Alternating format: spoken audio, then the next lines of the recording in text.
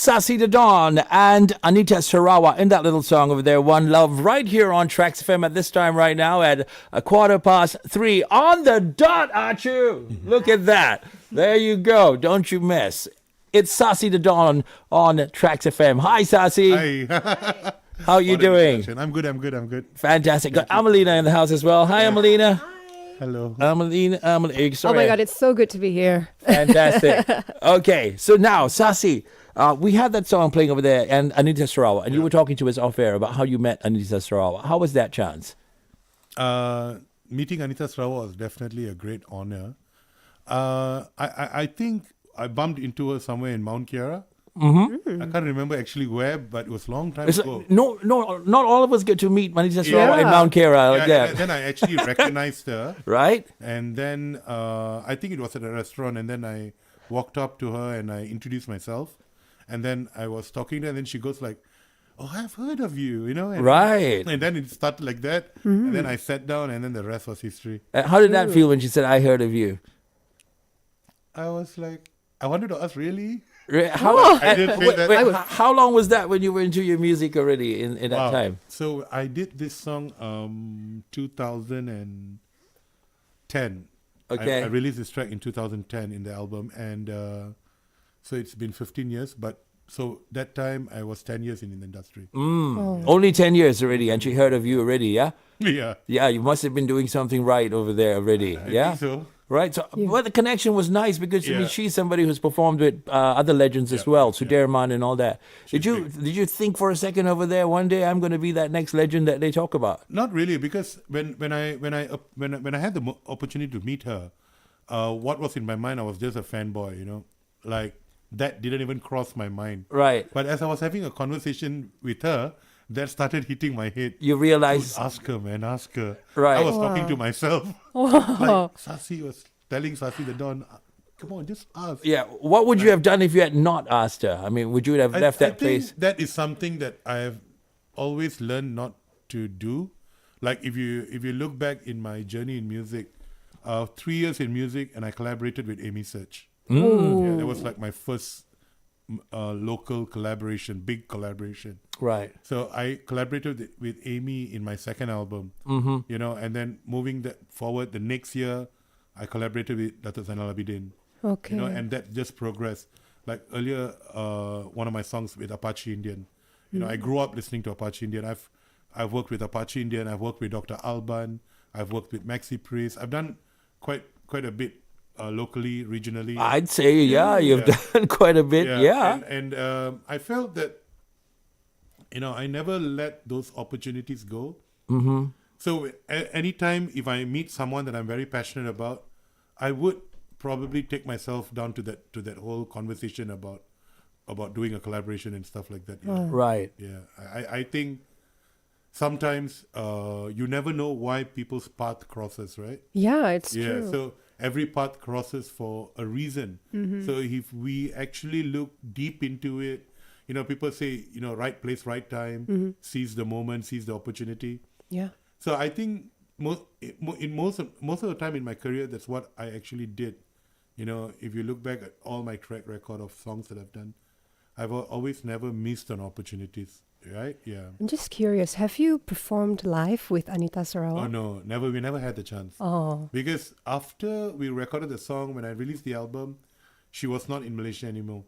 So she even didn't attend my launch that particular year. For that song, yeah? Yeah. Right. Okay. Right. So your journey into music and everything, and what made you choose that genre? Let's start all the way back then. For somebody who's listening today and has just become your new loyal fan, you know, let's go back a little bit. Yeah, how you chose it, why you chose it, and how it began. So it all started when I was in standard 6. That was in 1990. So I used to study in St. John's. You know, I was primary school there. So from St. John's to Form 1, the transition between 90 to 91, we were the first batch to start school in December, right? So we start Form 1 in December. Oh. Right? And so that's how, one day I was walking back after school, I had the license to bus pass, you know. Okay. naik bus balik rumah, All right. public Wait. transport. Does it make? Why is that difference over there about being able to start in December? Why are you pointing that out? Because December is always that holiday period. Yeah. And a lot of things happen globally with music. At that time, because people are releasing for Christmas and the holiday period, Okay. right? So everybody else around you has that mood and Yeah. everything going on already. Yes, exactly, yeah. Okay. So you had that opportunity. So I had that opportunity, and I remember going back home. I was walking back from St. John's to Kotaraya. Okay. So along the way, there was this usual uncle that sells cassette and CDs, original, right? So they will always be pricey. So cassettes were like $11.50, CDs were like $29.90. And what kind of music we talking about? You looking at? I don't know. I always look at like what school boys in the school listen to. So at that time, it was MC Hammer, Vanilla Ice, Okay. Boys to Men. It was that You era. know these people? I know Boys to Men. Okay. So their albums were just all out at that time, right? Right. But so I used to just listen to what others used to listen, but I was not to say I wasn't into their music, but I just couldn't find an identity. I mean, I wanted to always be different, right? And one day, as I was walking back, the uncle called me because I always go to shop to kachao, right? Open the inlay la, Yeah. And uncle called, say, "Hey boy, come here." I said, "Yes, uncle. Hey, this one got one doctor got release this album, You check it lah. My people say he's a real doctor because I always say that. Oh, my parents want me to be a doctor. Okay. The whole typical Kid planning, growing right? up, yeah? All right. Planning the career and all that. And so I took that cassette, and it was Dr. Alban. His album Hello Africa. And I asked him to play lah. I wanted to dengar kan, macam nak beli. So I just asked him to play, and he played Hello Africa. I was like, wow. The beat, the sound, the music, and it was so perfect. And it just caught my attention, right? Right. And that's how it all started. And I never knew it was called reggae or raga. Right. So Nothing. it was not Marley who started you off. No. I only thought knew- you grew up with the I Marley. only knew No. Bob Marley very later on. Okay. After I Okay. discovered Apache Indian, Shaggy. These were all Okay. my modern age music. Okay. Because, like Shaggy was like big because of Bombastic. Okay. Yeah. Yeah. His song was on so many ads, right? Yeah. So that was all my journey. One point, I bought a compilation, a cassette called The Kingston Club. Okay. So that was like a compilation where the Kingston Club, the band, remade songs of popular reggae artists. So that's where I discovered Bob Marley. Right. Would You Be Loved? That was my first Bob Marley song that I heard in my life. But not sung by him, but sung by the Kingston Club. Lepas tu baru I went and started looking like, who is this Bob Marley? Then Bob Marley. And I mean, we Right. don't have Google at the time. Okay. Right? So nobody is going to tell you who this is and all that. So my discovery in music was more of my process of discovering songs, reading inlays, magazines. So at that time also, I think our newspapers were quite cool because they had music reviews, Every Sunday you have new albums. Correct. And they give you 3-star, 4-star. Right. Wow. So I started with that. Nice to see people who are around my age in the studios. Yeah. I'm like, Yeah, and you know what is the good part, the fun part? I actually haven't had my albums on that same page later on in life, Okay. Yeah. given stars and Correct. And not only that, it's the kind of music that you chose to get into. yeah. And did you Something that did you nobody else- even have a small inclination at the time when you first started that this is going to be the kind of music that people will want to collaborate and so many people can collaborate with? Yeah. Okay. So I think it is something that I also learned from my peers. Growing up listening to Dr. Alban and Apache Indian and even Shaggy, for instance, three of them. When I was listening to their music back then in their cassettes, they were fond of doing collaborations. Right? Like Apache Indian with Maxi Priest, with I can't remember the names now, but he did a lot, and then even Shaggy did a lot. So all these were like big inspiration to me. And as I moved on in my journey, when I got into music, I knew that collaboration is about bridging two different worlds. It's about bridging background and all those kind of things. So that's where I found that as an important part of my journey, right? So like even like working with Amy Search. I mean, come on, Amy is like a rock band, right? From Search. They would never have gone and made a reggae song in their album, right? Yeah. I think we have never heard of it. But their fans would definitely love reggae, right? Yeah. And so that's how it started. So when Amy Search first knew me was through an award show, and he saw me performing. And when I saw him in Putrajaya during this Merdeka night before the show, so the soundcheck day, and I actually went up to him. The funny part was I went there to take mineral water, and then he said, "Hey, you yang that day perform kat that show." Oh, he noticed you. Yeah, I said the one with Jason Low. I said on stage. I said yes, Abang Amy.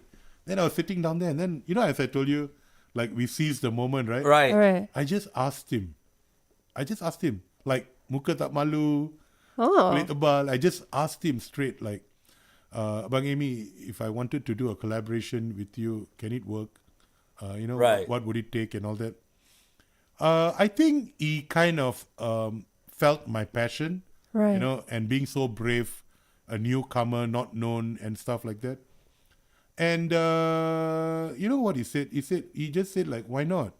He said, why not? Right. If I like the song, if I like the title, if I like the melody, why not, right? Mm-hmm. Wow, what an inspiration. So I waited for that weekend, and I straight worked on it Wow. with the producer, with my arranger, and we came up with this great song, Suatu Impian. Suatu impian, eh? And it was a big song, and from then we're just friends until today.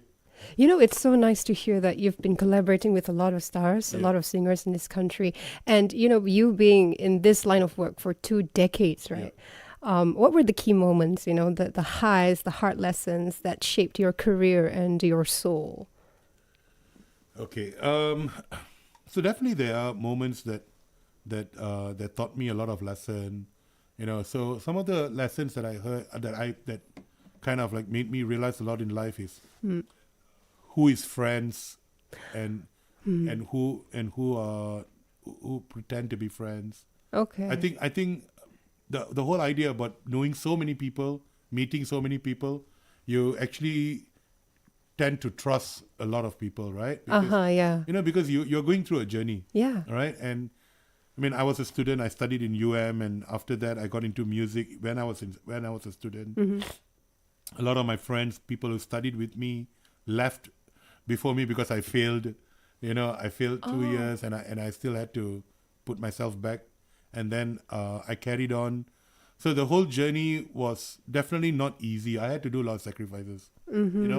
But it's okay, fine. I mean, some sacrifices, whether it's friends or whether it was my early academic years or even getting into jobs, right? So some of the good moments were opportunities that came to me. For example, when I finished my studies, I got into advertising. So I started working in the advertising industry. Right. So that also gave me the opportunity to meet all sorts of creative people.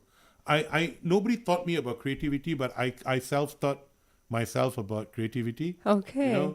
They say the gray side, the gray matter, the white matter, I don't know, this whole thing, left side, right side.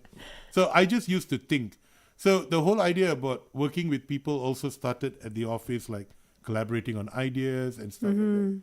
So all these experiences really formed me as a person, right?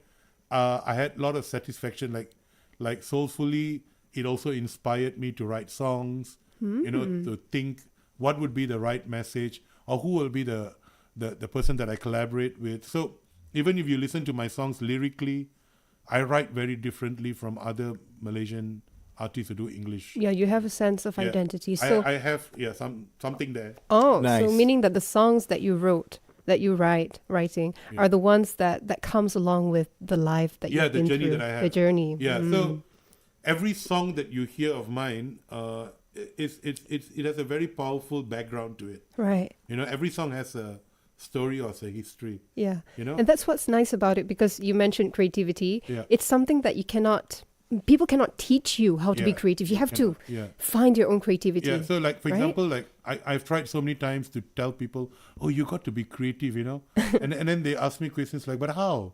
Yeah.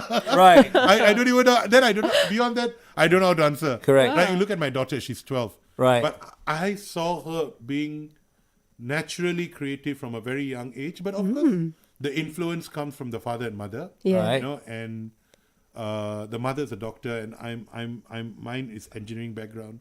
But I'm in advertising and doing all the creative stuff. So she naturally like gets into it, and I think that is what I think. Sometimes it's all about observation. If you are surrounded, for a certain time with a certain type of people, and that is what you're going to become.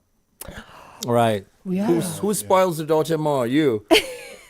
Mila. Definitely, yeah. Yeah. I think. Wait, hold on. For the listeners who just joined us, it's Sasi the Don in the studios of TRAXXfm over here. The Don himself came this afternoon, and we're very happy to have you. We'd like to welcome you, and it's, from all of us at It's an Trax. honor to be here. Thank you, sir. Yeah. And the S on your hat over there. I know you mean Sasi. Yeah. But I think it also means something about the quality of this person over here. It stands for seize. Seize, yes. As in the seize moment. the moment, seize the opportunities, Yes. and that's like some of the things that you've talked to us Of about course. so far. Yes. It's something that's such a good It's very trait of important. yours. I think sometimes you never know if a situation is a good situation or a bad situation. Sometimes bad situations can also give you good opportunities to seize. Right. Sometimes good situations will probably not even give you an opportunity to seize anything, right? So I think sometimes we just have to be open-minded. We have to have an open heart. We should not be judgmental. We should just accept everybody as equal to as human beings. Yeah. We don't judge people by hierarchy or by background, and I don't do this at all. I was brought up that way. Right. I mean, I've seen people being judgmental throughout my life, but those are the values that I did not want to. You did not like it. As a person, yeah. Correct. Lucky for you, you were like that, yeah? Yeah. What about instruments and things like that, and the things that you actually played as a growing up Okay. as a growing up yeah, person? as a growing up person. Yeah. So from a very young age, I would be very honest. I loved I loved music. Right.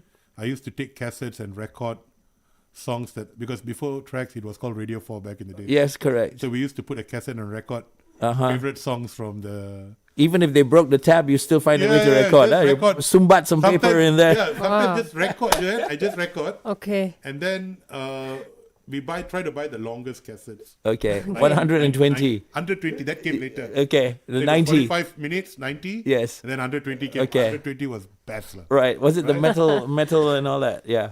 1 hour on each side, right? Okay. Yeah. So I used to play the piano. I went for classes. Amazing teachers that I had. I tried to pick up guitar, but I couldn't because my fingers were too soft, and I used to get cuts on my. So I gave up like after a year. Right. Yeah. But my daughter does play now, Rock and And roll. she tells me, "Daddy, this is nothing, Daddy." Because she's not playing a capo, is she? Do you mind electric guitar? Ah. Okay. Electric guitar, okay. And I started acoustic, but with not nylon string. They were steel. Steel. Yeah, On a capo, was it? On capo. Yeah. And after that, but she went from acoustic 2 years, and then one day my daughter said, "Daddy, what do you think if I moved on with electric guitar?" Yeah, that's my daughter. Rock star. Yeah, rock. So I'm like, it's like if that's what you want to do, I mean, and that's what you do now. Right. So I had music I had that experience throughout my life. Even in school, I used to be part of the angklung band, Okay. So we used to play all the traditional Oh, not bad. Malaysian All right. instruments. And then I never performed in school on stage. That's one thing I'm very sure. Were you shy when you were younger? Yeah, I was a very introvert. Okay. I mean, I just had that fear, like, what if I did something wrong, right? Yeah, so I always avoided that. But I used to admire my friends who used to sing. Like, there was bands. Like, for example, my batch, there were a lot of singers. Like Datuk Fazli. Oh, He's my batch. right. There were a lot of people from the entertainment industry in my 95 St. John's batch. Okay. Like Oh. Abang Nas Nazruddin, who hosts shows, right? He's Yeah. a host and all that. Then Datuk Fazli, then Damien Mikhail, they used to have a band called NRG. Right. Yeah, not really good. They call themselves an R&B band. So I used to see a lot of them performing on stage, being popular, because St. John's was right opposite Covenant Bukit Nanas, right? CBN was just at the end. But it's just that I was just observing. Right. You know, I used to sit back and observe. I used to be with the good boys. I used to be with the bad boys. I used to be friends with everyone. I used to be with the Chinese group, the Malay group, Indian group. I was like really muiba, you know. And I enjoyed that because I come from Segambut. I used to live in Sri Segambut. Right, my opposite my house is just this huge padang, you know, and it's very iconic. My house is so popular that a lot of people still go back to Sri Segambut, and people actually say that's the house that Sasi the Don used to grow up in since a baby. Right. It was a potluck. Yeah, so everybody knows that my house, you know. And I have got random people throughout my journey who have snapped pictures taking selfie with the house behind and send it to me. Hey bro, check out where am I? And I don't even know who these people are. Right. And they just like randomly send to my other number. Did it scare you though? Not really. I mean, it's just like how Bob Marley is, right? So people visit his home, which is today the Bob Marley Museum. Correct. I mean, if I could still have that house, I'll probably turn it into a mini Sasi the Don museum. Yeah. I don't know what I'm going to put in there, but I'll figure out. So when you're writing a song or when you're creating music, what instrument do you reach for? Okay, so to be very honest, I don't touch any instrument. Okay. I write all my songs, lyrically, melody, I compose everything. Because of my, I wouldn't say the word gift, but I would say because of my passion and my love for composition, I hum them. And I use my phone and record them. And I record so many melodies. Like if you look at my phone now, I've got thousands of melodies. You know, so that's how I do my songwriting. Right. Yeah. So you got a new song right now. Yeah. And you came to talk to us about that song over there today. Yep. Yeah. Right? So Fyre Yeah. is your new song. So what makes Fyre special to you? I think from the title itself, I wanted to be different from, the conventional way of spelling fire. Yeah. F-I-R-E. Yeah. Because that fire means disaster, right? Yeah. That means getting burned. Right. So I didn't want to talk about fire because it's just a very common thing. You know?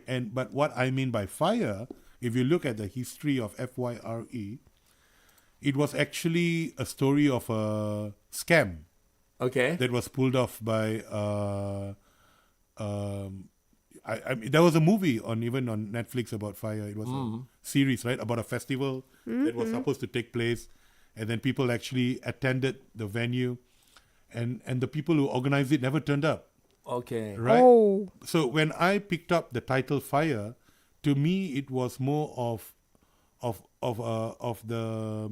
I mean, I had nothing to do with that series, but I just like the way they spelled it, Fyre. And I thought of giving a different, beginning for that beautiful word spelled as Fyre, right? Because even in Jamaica, when you speak patois, fire is spelled as fire, Fiyah. I could have done that, but I didn't want to do that because it's not me. It's not my culture. It's not Malaysia. It's not Asian, right?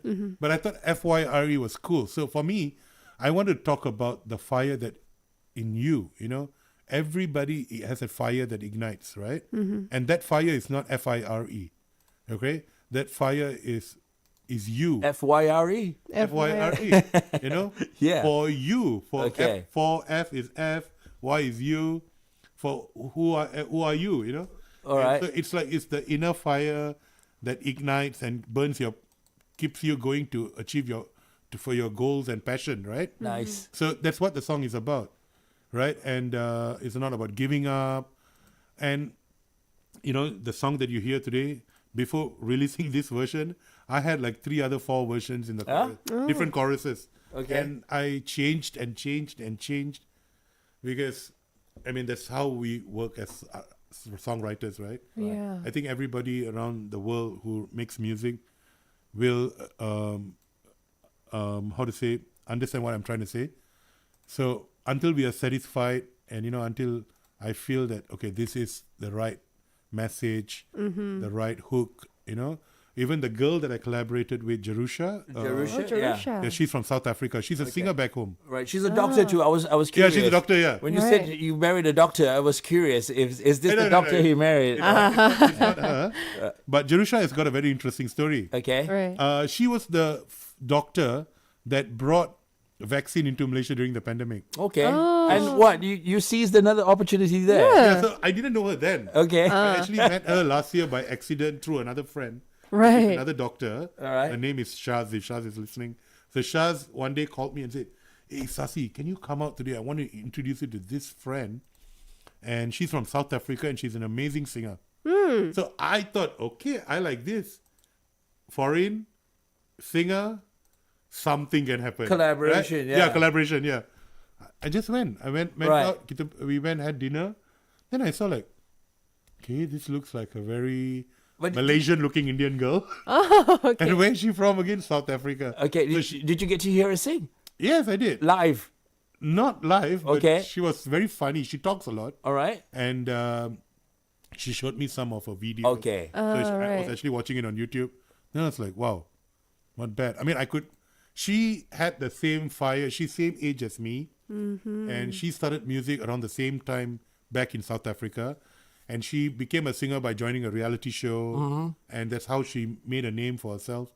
And she also became a doctor along the way. Nice. And she worked in Malaysia Okay. with one of the pharmaceutical companies back then and during the pandemic. So she actually worked very closely with Kementerian Kesihatan, bringing the vaccine.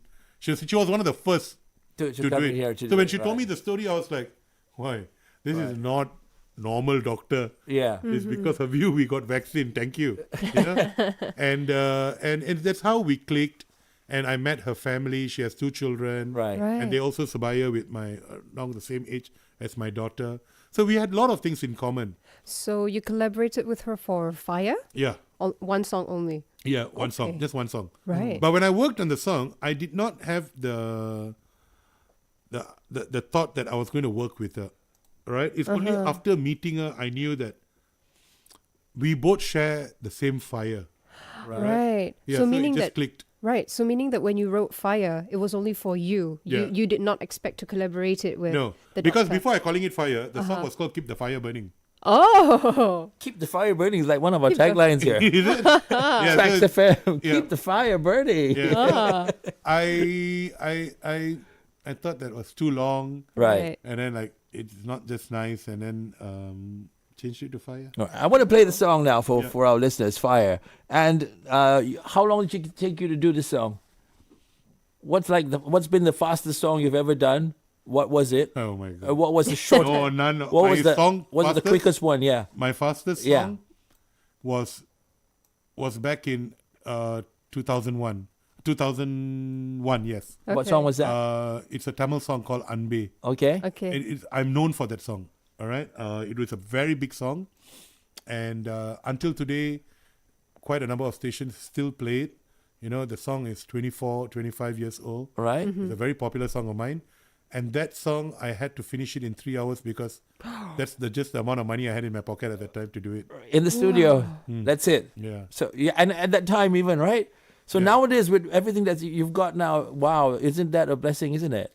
With the kind of technology Yeah. and the With kind the of technology, that's one thing, right? Right. Technology has made life so much easier. Yeah.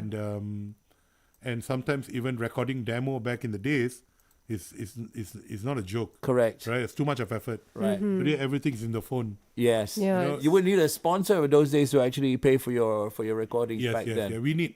Studio I mean, time. I used to like work while I was studying in UM. I used to work as a part-time DJ. So I used to like save up money. I didn't know I was going to be a singer at all. No idea at all. I mean, I just was at the right place, and it just okay. One of the inspiration was Dr. Alban. When he was studying back then he was a Nigerian, but he moved to Sweden to do his dentistry, right? And when he was there, he worked part-time as a waiter in clubs and then became a DJ, and then he bought the club, you know? And that time he met a producer called Dennis Pop. Dennis Pop is the guy that discovered Backstreet Boys, Britney Spears, NSYNC, and name it, Ace of Base, all the biggest influence that came out of Sweden mainly started from Dennis Pop in the new world music, right? Interesting. So Dr. Alban was one of the first people that Dennis Pop worked with, and even there's a documentary on Netflix called Pop Today. And I think episode 4 is about Sweden, and they actually talk about Dennis Pop in the entire episode. All right. It's beautiful. Okay. And so that story kind of inspired me how to hustle my journey. Like, I mean, you cannot be going home and asking your parents for all these things, right? So we just do what we have to do. Seize. Yeah. Seize the dawn. It's Yeah, Sasi the Seize dawn. Yeah. The Fyre took me about... Actually, I could have done it faster. Right. It's just that I was so fickle about title, the lyrics, Right. some sounds in the song. I drove everyone crazy around me. Right. But that matters, isn't it? That matters a lot to you, right? It's your seal of approval. Because sometimes you just don't know what you're doing. Some people say I think too much. Some people say I worry too much. Yeah. Some, I work. I'm an artist with Sony Music. I think they have been very patient with me. Right. And they've been very, very supportive. And I think that has also inspired me because a lot of people even ask me, hey, why do you need to work with a major label when you have so much of knowledge, you have done so much? Because I think sometimes we just go back to basic, right? Yes, I know so much. I've done so many things on my own. But sometimes I become everywhere because there's nobody putting me back together. So with Sony Music, the people there have been very passionate about me. They protect me, they take care of me, they make sure that I deliver. My songs are good, they tell me good. My songs are bad, they tell me straight on the face. So, but usually I don't do bad songs because I make sure, because it's money. Time Right. is money. So I'm very, very cautious about every step. So this song, if you ask me, I could have finished it in 3 months. I took a year. Wow. Oh. Yeah. We're going to appreciate that. But Yeah. I think I'm also good that I waited because it's only a year later I met Jerusha. Ah, yeah. Yeah. Exactly. And then you put it in the song after a year later. Yes. Okay. Interesting journey this song's gone It through. was a journey, yeah. All right, let's listen, all right? Come back with Sasi the Dawn in a bit from now on TRAXXfm.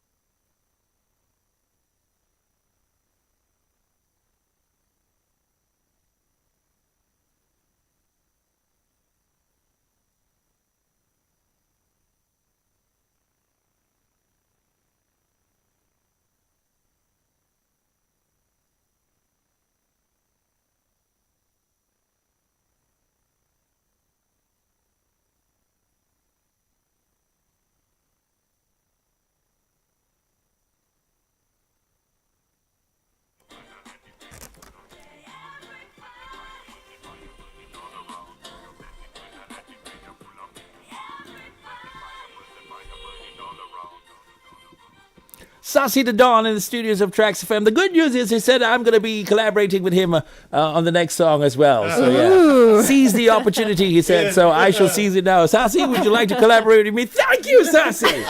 He didn't even have the chance to answer that. You know, Sasi, we were watching your music video for Fyre, Yeah. right? And so you want to talk about it? Like, what's the inspiration behind it? As I said earlier, Yeah. when I wrote the song, I just knew that it was the time the world was breaking into pieces, right? Everybody is like, look at what's happening in the world, right? Yeah, People are just becoming aimless because of things that are happening in their country, because of war, and it's very sad to see this happening. And I think end of the day, every successful journey starts with you. Whether your journey or your community's journey or your country's journey, it all starts with one person. And I think we all need to align. That's where the idea about Fyre came about. And when I was doing the video, I was in a moment because I didn't have time, like, to really film it and because now we live in an era of the AI era, and I've seen so many people doing, not so many lah. I mean, I've seen some people doing videos in AI. So this inspiration came when I watched Sean Paul. So Sean Paul's latest music video, Ginger, he actually created a video using AI. And I was like, okay, interesting, for Sean Paul to do this. So probably maybe it's a time factor, right? But I wanted to do something better based on what I saw of his. And I thought, okay, how I'm going to do this. So I work a lot with the creative fields with people from around the world. There are people from Malaysia, India, and all those stuff. So when I worked on this project, I have to say I have to thank My Creative Ventures and Kementerian Komunikasi, because I was one of the grant recipients, and so that enabled me to work on this project. Right. So there was Sony Music, myself, and My Creative. We kind of like teamed up, and I was very much inspired to make sure I do something good. So because I didn't have the time to really film a good video, like really go and shoot, I resorted to alternate, which is on AI. So we actually worked on an AI video, and I was through the whole process, and halfway I wanted to give up. I was like, guys, this is not looking good, huh? This looks worse than Windows 3.0 Because game. you were not used to it, I suppose. I was just not feeling it. Right. Like there was something wrong. Okay. And then only I realized that it is all about not just prompts, but it's more of giving time and it's all the prompting. It's all about writing, scripting, and making sure which platform you're using, and it comes out well. Okay. And then you look at it now, everybody has watched it. Some of them even didn't know it's AI. Didn't even know. Yeah, they thought it's real. Okay. So it's fully AI. 100%. Wow. All right. Sasi, so little time left with you over Yeah. here. We got some rapid questions, I guess. We got to go rapid, right? Yeah. Famous favorite place for shooting your videos? Ever. Yeah? Sri Lanka. Sri Lanka. Yeah. Because? Okay, first of all, Sri Lanka reminds me of Malaysia. All right. It's a beautiful country itself. And the people there also very interesting. And do you know what? When I went to Sri Lanka, I have to tell you this. Okay. When I went to the There hotel, goes our rapid fire. Yeah, sorry, I had to interfere. Oh. So when I went to the hotel to check in, they always ask you for passport, right? Yeah. So I gave my passport. So the girl was like, "Oh, selamat datang." Oh. I looked at her. So you're from Malaysia? Because too many Malaysian customers and you know the language. Oh, she said, no, I'm also Malay, but I'm Sri Lankan. Oh. Oh. What? Interesting. I didn't know. And then the girl, while checking me in, she gives me the whole story about the origin of Malay. Right. Like, Wow. In Malay, Sri, right? In Sri Lanka. Yeah, Yeah. they are. There's even a Malay community in Africa, right? And then there's Malay community in Sri Lanka, Right. and how this community over the years trading and during the 1600s and 1500s and all that, how they moved to Indonesia, and the Malay community, and they do some of our words are the same. All right. Like even in Philippines, right? Ujan. Half the words in Tagalog, quarter of it is Malay words. Correct. Right? Yeah. So the Malay influence has been very strong since the beginning of time. You know, so this girl told me that in Sri Lanka there's a village for Malay, like there's a tempat and just for Malay people. Nice. You can actually Google it. I actually did. Fantastic. I thought she was like, what? I thought, what nonsense she's telling me, right? Right. Yeah. Because for me, all my life, I thought Malay is from Malaysia. Right. And then I realized that, wow, you know, it's like so beautiful history. Yeah. You know, seriously. Okay, so now speaking about Google, how do we Google you on your social media platform? Okay, Yeah. so you just Google Sasi the Don. All right, Sasi the Don. SASITHEDON. Okay. Everything come out. Everything comes out. Everything. Yeah, you'll find him easily Yeah, over there, right? everything What comes should they be looking for right now? Fyre, Fyre. FYRE, and then they should watch the music video. watch the music video. And I've got a beautiful YouTube channel which has got so many of my good songs. Good. So please watch, support, share with your family and friends. All right. Tell your children about me. Sasi Right. the Don. Yeah, so that, you know, maybe somebody will idolize me and also want to become, you know, the next Sasi the Don. Right. In line, I or don't know. steal that trait that he has. That Yeah, because sees there's very the opportunity. Yeah. few artists actively make reggae music. Yeah. You know, there's Grahanas Kachinta. Before we had strongly like Aru from Republic of Bricksfields. Then we have Salam, you know, which is one of my favorite. Yeah, Salam music. And then there's me. And I think during the 80s also there were a lot of legends like Poi. You know, I think Malaysia, Dr. Sam, you know, all these legends back in the 80s. I used to watch them on RTM, right? Because our only source of entertainment back in the 80s. Right. I used to see all these people and so I mean Malaysia has got a beautiful history when it comes to music. P. Ramlee, Sudirman. I grew up to all this. Okay. You know, I never really knew P. Ramlee as a singer, but I knew him as a good actor. But Sudirman was everywhere lah, Fantastic, isn't it? back in the days. At one point, right, I even thought that Sudirman was related to Michael Jackson. Wow. I thought they were like, hey, One day in your life.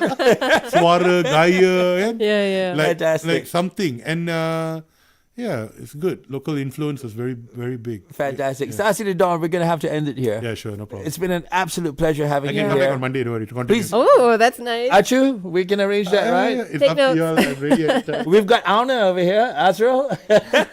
Yeah. Keep in touch. Right. Yeah, keep I in touch. really enjoyed. And I mean, to be honest, TRAXXfm has always been one of my favorite stations to even come. Because like we see before yesterday, I was so proud sharing on, you know, legendary station. That's how I look Oh, at you. thank you so You much. know, like, you guys are legends. Right. Of course, people change. You Places are the change. legend yourself Yeah. here in the studios right now. Okay. And yeah, we look forward to the next time we meet Thank you, again. thank you. Yeah, Yeah. Sasi the Don. It won't be too absolute far pleasure. away. Yeah. Okay. I've got the new album coming soon. Okay. So that has got many English songs. All right. When is that? Actually, I wanted to release it end of this year. And then a lot of people say not good because holiday season. Then I want to release in January. They said, don't do that. All right. Hari Raya is coming. Oh, Wasa, yeah. Ramadan is coming. But Yeah. then again, you know, you never listen to people, do you? Yeah, I don't. But I think sometimes I should. Okay. You know, because I don't want to, you know, you put so much effort. So I have thought, okay, I'll release some singles. But the album, because I'm going to release it physically also. Okay. CDs and all that. And probably in April, right after Raya. Oh, All right. Yeah. Okay. Thank you, Sasi. Definitely. Thank you from our bosses, our producers, our DJs. Thank you. Thank you Our listeners especially. Yeah. And they love you, and we always get requests to thank play your songs all the time. Thank you, We'll thank keep doing that because it's been an absolute pleasure to have you here. Thanks, It's a Sasi. pleasure to thank be you, here. Sasi. Thank you.